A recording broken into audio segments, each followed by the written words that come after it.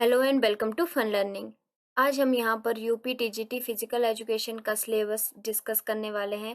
क्या क्या चीज़ें आपको पढ़नी है वो सारी चीज़ें हम अच्छे से यहाँ पर डिस्कस करेंगे। ये कुछ इस तरह से दिया हुआ है इसका सिलेबस। यहाँ पर कुछ उतने ठीक तरीके से नहीं दिया गया, इसको हम काफ़ी अच्छे से डिटेल में समझेंगे। सबसे पहले दिया है इसमें शारीरिक शिक्षा के सिद्धांत और शिक्षा मनोविज्ञान, प्रिंसिपल ऑफ फिजिकल एजुकेशन और साइकोलॉजी। इसके अंदर क्या चीज़ें पढ़नी है, इसमें देखिए शारीरिक शिक्षा की परिभाषा, उद्देश्य और लक्ष्य यानी डेफिनेशन और aims and objective of physical education. फिर दूसरा है शारीरिक जैविक आधार, biological foundation of physical education. इसके अंदर वंशानुक्रम एवं वातावरणीय गुण।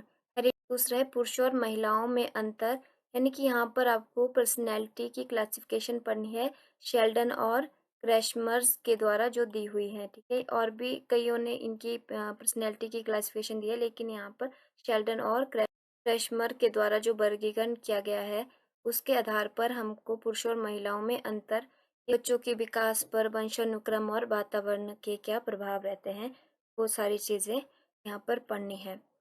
फिर है शारीरिक शिक्षा के सामाजिक आधार, sociological foundation of physical education. इसके अंदर परिवार, समुदाय, विद्यालय, इन सब के बारे में पढ़ना है।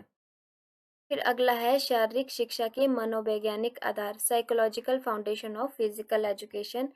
इसके अंदर इंडिविजुअल डिफरेंसेस यानी व्यक्तिगत अंतर, मोटिवेशन या प्रेरणा, सीखने के सिद्धांत, प्रिंसिपल ऑफ लर्निंग, सीखना स्थानांतरण करने के क्या नियम होते हैं, ट्रांसफर ऑफ लर्निंग, ये चीज़ें इसमें दे रखी हैं सिलेबस में।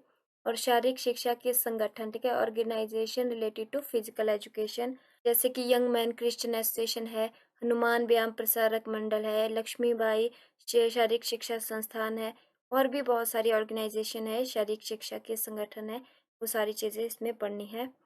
और और इसमें पर्यवेक्षण संगठन का क्या अर्थ होता है, शासन, शारीरिक शिक्षा के महत्व और निर्देशन के सिद्धांत है।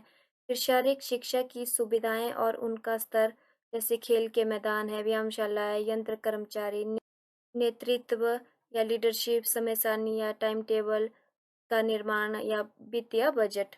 विधि का अर्थ और उसके महत्व और उसको प्रभावित करने वाले कौन से तत्व होते हैं, लेसन प्लान के बारे में पढ़ना है। और फिर टूर्नामेंट्स के अंदर क्या चीज़ें पढ़नी है, नॉकआउट टूर्नामेंट क्या होते हैं, ये सब पता होना चाहिए, लीग टूर्नामेंट और इंट्रामुरल एंड एक्स्ट्रामुरल। फिर है कोचिंग के सिद्धांत, इसके अंदर गेम्स रहेंगी। फिर गेम्स के अंदर गेम की हिस्ट्री, ग्राउंड की मेजरमेंट और मार्किंग कैसे करते हैं, और फिर स्पोर्ट्स इक्विपमेंट कौन कौन से होते हैं, और गेम के रूल्स, ये सारी चीज़ें पढ़नी है।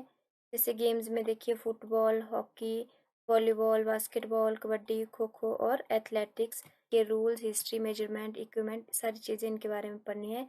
और इसके अलावा खेलों के जो अधिकारी होते हैं इनके क्या कर्तव्य होते हैं, ऑफिशियल की क्या ड्यूटीज़ होती हैं, और कोचेज़ का क्या व्यक्तित्व होना चाहिए, पर्सनैलिटी होनी चाहिए, या उसके कौन से गुण या योग्यता, क्वालिटीज़ उनकी होनी चाहिए। फिर अगला टॉपिक है एनाटॉमी एंड एक्सरसाइजेज, जिसके अंदर क्या चीज़ें पढ़नी है, शरीर की रचना की व्यवस्था, शरीर की मांसपेशियों के प्रकार और उनका अंतर यानी कि मस्कुलर सिस्टम पढ़ना है, रक्त संचरण तंत्र, सर्कुलेटरी सिस्टम एंड श्वसन तंत्र, रेस्पिरेटरी सिस्टम, पाचन तंत्र, डाइजेस्टिव सिस्टम, और इसमें सेंसरी ऑर्गन, ठीक है, विशेष संवेदन अंग जैसे त्वचा, आँख, नाक, कान एक्सेट्रा, और इन सब पर व्यायाम का क्या प्रभाव पड़ता है। वही बोला गया है कि जो रक्त संचार या श्वसन तंत्र पर व्यायाम का क्या प्रभाव पड़ता है, या मांसपेशियों में क्या परिवर्तन होते हैं, और इसमें किन्सोलॉजी से क्या टॉपिक दिए हुए हैं, इसमें किन्सोलॉजी की क्या भूमिका होती है, उसकी परिभाषा क्या होती है, शरीर और जोड़ों की संरचना किस तरह की होती है, ठीक है, यानी जॉइंट्स और उसके टाइप्स के बारे में पढ़ना है, शरीर की मूलभूत गतियाँ या जॉइंट मूवमेंट्स क्या होते हैं। फिर स्पोर्ट्स मेडिसिन से क्या टॉपिक है, खेल चिकित्सा, इसमें खिलाड़ियों की सामान्य चोटें, कॉमन स्पोर्ट्स इंजरीज के बारे में, खिलाड़ियों की चोटों की देखरेख या जल निदान, विद्युत निदान। फिर है स्वास्थ्य शिक्षा, इसके अंदर कौन कौन से टॉपिक दिए हुए हैं, इसमें स्वास्थ्य क्या होता है, उसको प्रभावित करने वाले कौन से तत्व होते हैं। उसके बाद इसमें डिजीज़ दी है, कम्युनिकेबल डिजीज़ या संक्रामक रोग, जैसे टीबी है, कुष्ठ रोग है, निमोनिया है, काली खांसी, प्लेग, और भी बहुत से संक्रामक रोग है, कोई वायरल होते हैं, कोई बैक्टीरियल होते हैं, कोई फंगल होते हैं।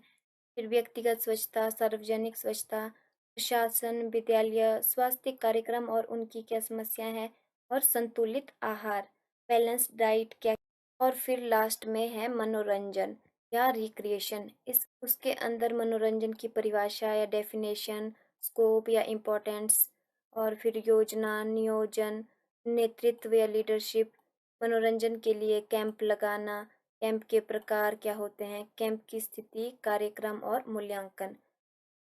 और इसके बाद और दो टॉपिक हैं। एक है भारत की स्वतंत्रता के पूर्व और पश्चात शारीरिक शिक्षा में शिक्षकों के प्रशिक्षण हेतु संस्थान कौन कौन से हैं। और लास्ट है इसमें खेल पुरस्कार या स्पोर्ट्स अवार्ड, जैसे Arjun award, Dronacharya award, Dhyanchand award, Rajiv Gandhi Khel Ratna award, और भी जो खेलों में अवार्ड्स होते हैं यानी खेल पुरस्कारों के बारे में पढ़ना है। ये इस तरह से टॉपिक दिए हुए, इनसे किसी भी तरह से क्वेश्चन पूछ सकते हैं। जैसे स्पोर्ट्स अवार्ड का है कि प्रेजेंट टाइम का भी पूछ सकते हैं कि अभी अभी अगर किसी को खेल पुरस्कार दिए गए हैं तो वो उनके नाम पूछ सकते हैं, या उनके बारे में दूसरे तरीके से भी क्वेश्चन पूछ सकते हैं, या ऐसे भी पूछ सकते हैं कि द्रोणाचार्य अवार्ड किस लिए दिया जाता है। इस तरह से किसी भी तरीके से क्वेश्चन पूछा जा सकता है। तो अच्छे से तैयारी कीजिएगा। आप सबको एग्ज़ाम के लिए all the best. I hope video आपको अच्छा लगा हो। वीडियो अच्छा लगे तो वीडियो को लाइक कीजिए, चैनल को सब्सक्राइब कीजिए और ऑल नोटिफिकेशन बेल आइकन को भी दबा दीजिए।